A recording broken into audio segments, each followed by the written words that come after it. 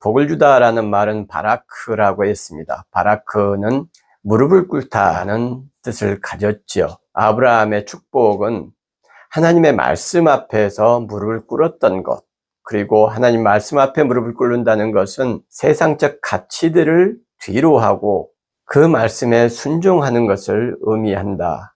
거기에 진정한 축복이 있고 기독교인이 추구하는 복이 있다. 이렇게 말씀을 드렸습니다.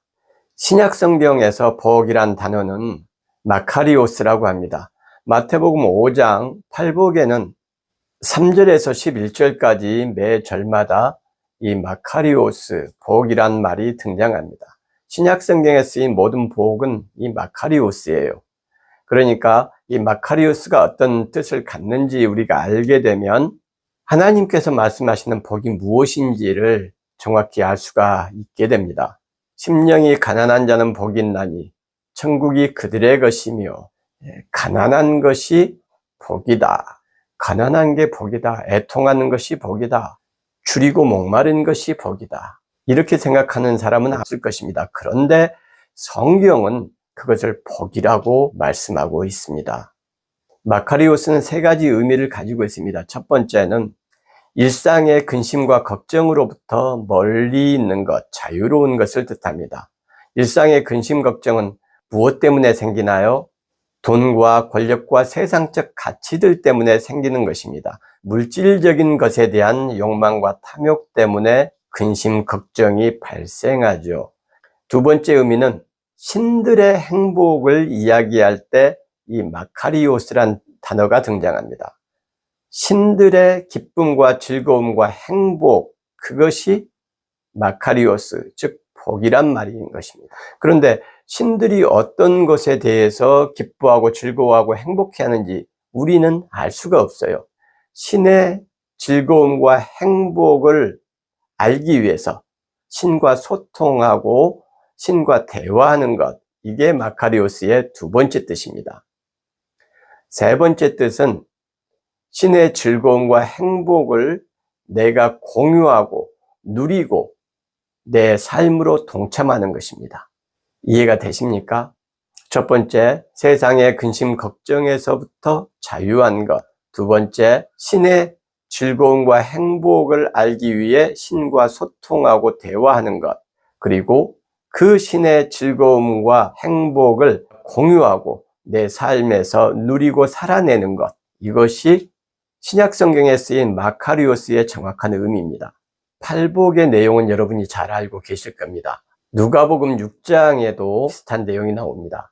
가난한 사람이 복되다. 우는 사람이 복되다. 배고픈 사람이 복되다. 예수 그리스도의 이름 앞에서 고난받는 사람이 복되다. 베드로전서 3장 14절에도 의를 위하여 고난을 받는 자는 복이 있는 자니 세상 사람들이 두려워하는 것을 두려워하지 말고 세상 사람들이 근심하는 것을 근심하지 말라는 말씀이 있어요. 예수 그리스도께서는 하나님 앞에서 가장 복된 분이라고 말씀할 수 있습니까? 그렇습니다. 이것을 부정할 수는 없을 거예요. 예수 그리스도는 일상의 근심, 걱정, 돈, 권력, 욕망, 탐욕으로부터 가장 자유하고 멀리 계셨던 분인가요? 두 번째, 하나님의 행복과 기쁨을 알기 위해서 소통하고 대화하셨나요? 하나님의 뜻과 정신과 의지를 가장 잘 아신 분이 예수 그리스도십니다. 하나님의 행복과 기쁨은 무엇입니까?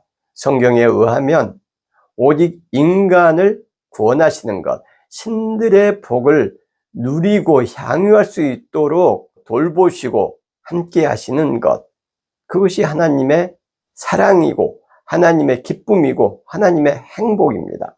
그 신의 행복을 공유하고 내 삶에서 살아내는 것, 예수께서 그렇게 하셨습니까?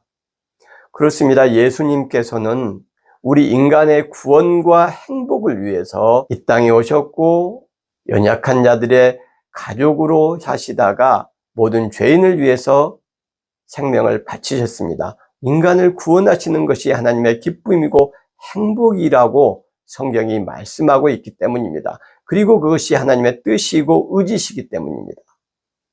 그러니 예수님은 완벽한 마카리오스를 살아내신 마카리오스를 누리신 하나님의 아들이시고 우리와 함께 하셨던 임마누엘 하나님이셨죠.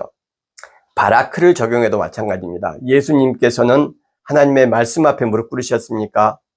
또 사람에게 무릎 꿇으셨습니까? 모든 죄인들에게 한없이 낮아지셔서 영생을 위해서, 진정한 행복을 위해서 무릎을 꿇으셨어요.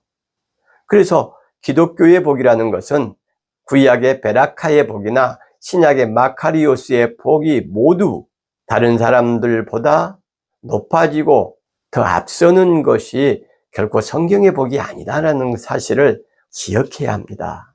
한국 교회가 복이라고 말하는 대부분은 성경적인 복과는 너무나 거리가 멀고 상관이 없습니다. 성경적인 복을 대적하는 잘못된 세상적인 복이 교회 안에 들어와서 우리 성도들의 마음을 부패하게 하고 하나님을 향한 거룩한 여정에서 멀어지게 하고 있는 것이죠. 진정한 하나님의 축복을 받을 수 없게, 누릴 수 없게 하고 있는 것입니다. 오해하고 착각하고 있기 때문이죠. 구약 성경에서는 축복과 축복하다, 복을 주다라는 단어가 모두 한 어원에서 나왔습니다.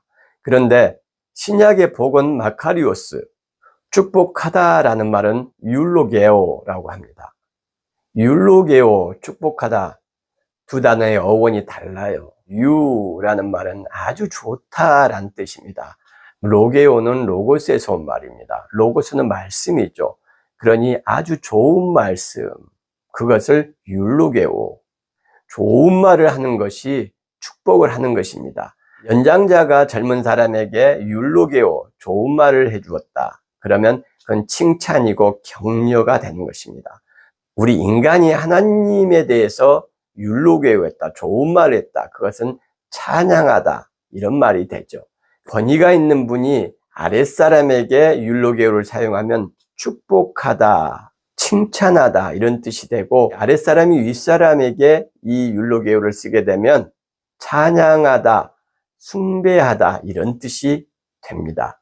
마태복음 10장에 보면 예수님께서 어린 아이들을 안으시고 그들에게 안수하시고 축복하셨다라는 내용이 나옵니다. 이때 율로게오라는 단어가 쓰여요.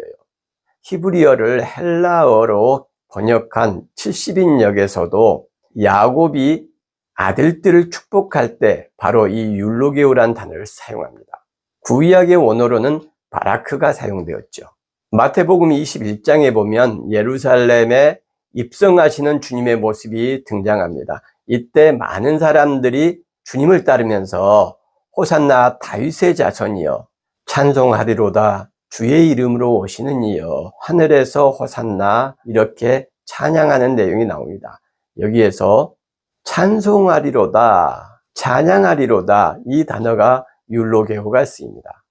구약과는 달리 신약은 복이란 말과 축복하다라는 단어가, 다른 단어가 쓰인다, 이것을 기억을 해주시면 좋겠어요. 우리가 마카리오스에서 알아봤던 것처럼 성경적인 복은 세상의 복과는 전혀 다른 것입니다. 성경의 복은 세상의 복에 대한 도전이고 전복이고 역설입니다. 세상 가치에 대한 파괴예요.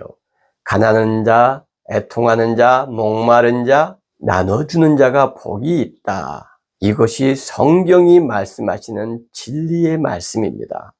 아브라함처럼 하나님의 말씀을 따라서 세상적인 가치를 뒤로한 채 거룩한 여정을 떠나는 것, 하늘의 복을 추구하는 것, 이것이 우리 신앙인들의 삶입니다. 그 놀라운 여정, 그 경이로운 여정을 하는 사람들이 우리 그리스도인들이고요.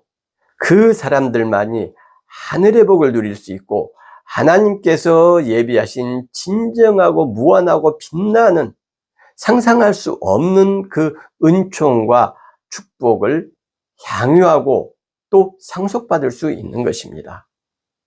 우리의 정체성을 잃지 않고 하루하루를 하나님의 말씀을 따라서 하나님의 행복을 나의 행복으로 알고 타인을 돌보고 사랑하는 삶을 사는 베라카의 축복, 마카리오스의 축복 임하기를 주님의 이름으로 축원합니다.